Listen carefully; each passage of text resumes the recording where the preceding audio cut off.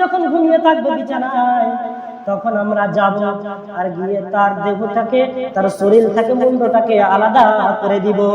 এই করে বিশ্বনবী শুয়ে আছে আর সারা কাফেররা, সমস্ত কাফেররা এসে বিশ্বনবীর বাড়িকে ঘেরাও করে নিয়েছে।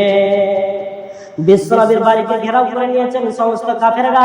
আল্লাহ তাবারক ওয়া তাআলা জিবরাইল আমিনকে বলছেন, জিবরাইল আমিন তুমি যাও, এখনই যাও, সঙ্গে সঙ্গে যাও, বিশ্বনবীকে খবরটা দিয়ে এসো। বিশ্বনবীকে মারার জন্য কাফেররা চারিদিক থেকে ঘেরাও করে নিয়েছে, বিশ্বনবীকে তুমি খবরটা দিয়ে দাও। জিবরাইল আমিন আসলেন, বিশ্বনবীকে এসে বলছেন, ওগো আল্লাহর নবী, সমস্ত কাফের আপনাকে মারার জন্য রেডি হয়ে গেছে, আপনার বাড়ির চারিপাশ ঘেরাও করে নিয়েছে।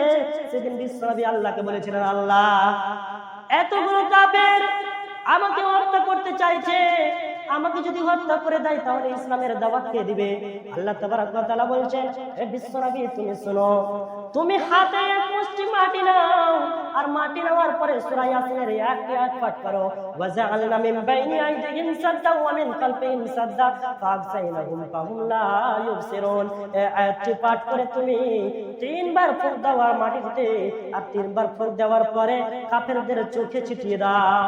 বিশ্বনবী বলছেন, ওরা অনেকগুলি কাপড় আছে, এক মুঠ মাটি আমি কিভাবে ছিটাবো?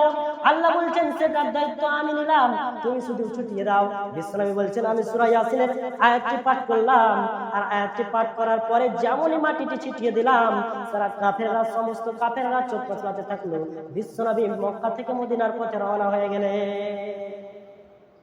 বিশ্বনবী মুহাম্মদ সাল্লাল্লাহু আলাইহি ওয়াসাল্লামকে অনেক তারা জ্বালাতন করেছিলেন, মেরেছিলেন, শেষ পর্যায়ে তাকে হত্যা করতে চেয়েছিলেন, কিন্তু আল্লাহ তাবারক ওয়া তাআলা বিশ্বনবীর সাথে ছিলেন।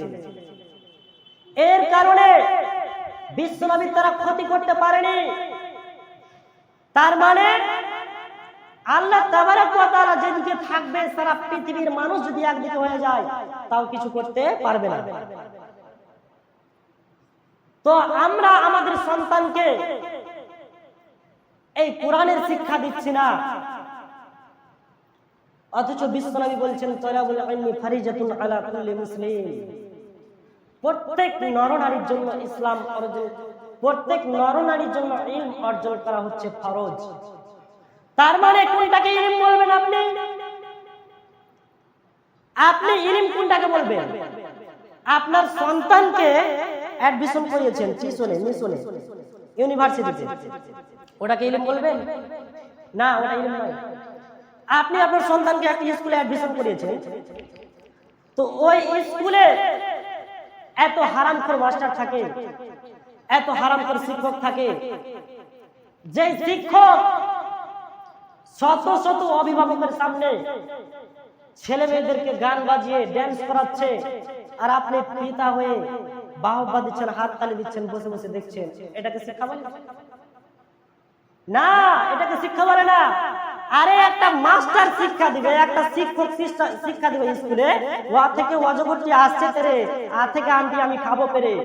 আর একটা আলেম, একটা মাওলানা সাহেব কি শিক্ষা দিবে? ওয়া থেকে ওযু করে নামাজ পড়ি, আ থেকে আল কোরআনকে জড়িয়ে ধরি। তাহলে আপনি ভাবুন পার্থক্য কোথায়? আপনি আপনার সন্তানকে স্কুলে অ্যাডমিশন করিয়েছেন, আপনি মারা যাওয়ার পরে আপনার সন্তান আপনার জন্য দোয়া করতে পারবে না। আর আপনি যদি আপনার সন্তানকে মাদ্রাসায় অ্যাডমিশন করান, আপনার সন্তান বলবে, রব্বির হামহুমা কামা রাব্বায়ানি সগীরা, হে আল্লাহ তুমি আমার বাবার প্রতি রহম করো, যেভাবে আমাকে তারা ছোটকালে রহম করেছিল, যেভাবে আমাকে তারা ছোটকালে লালন পালন করেছিল। তাহলে আজকে আমাদের কোরআনের শিক্ষা উঠে গিয়েছে, মানুষ নিজের সন্তানকে ইসলাম থেকে খারিজ করছে, নিজের সন্তানকে জাহান্নামের পথে নিয়ে যাচ্ছেন, জান্নাতের পথে নিয়ে আসে না। আজকে এই কোরআন, আমরা মাদ্রাসায় অ্যাডমিশন হয়েছি, পড়াশোনা করি, আমাদের বাবা মা আমাদেরকে টাকা পয়সা খরচ দিয়ে মাদ্রাসায় পড়াশোনা করান। আমরা যখন আলেম হব এবং অপরজনকে যখন শিক্ষা দিব, আমার বাবা মা যখন মারা যাবে, এই শিক্ষার নেকিটা সে কবরে শুয়ে শুয়ে পাবে। তাহলে আপনি আপনার সন্তানকে এখন কোথায় দিবেন? আপনি নিজেই ভাবুন। ওই হারামখোর মাস্টারের কাছে দিবেন, না কুরআনের শিক্ষা যে দিচ্ছে তাকে দিবেন? সম্মানিত দিনী আজকের মসজিদে মুসাল্লিগণ, আপনাদের কাছে আমি এটাই রিকোয়েস্ট করব, আমরা আজকে মুসলিম জাতি হয়ে কোরআনের সাথে আমাদের সম্পর্ক নাই। আমরা মুসলিম জাতি হয়ে আমরা যেখানে সেখানে লাঞ্ছিত হচ্ছি, অপমানিত হচ্ছি, ঘৃণিত হচ্ছি। আজকে আমাদের কোরআনের সাথে সম্পর্ক নেই এই বলে। হে আল্লাহ,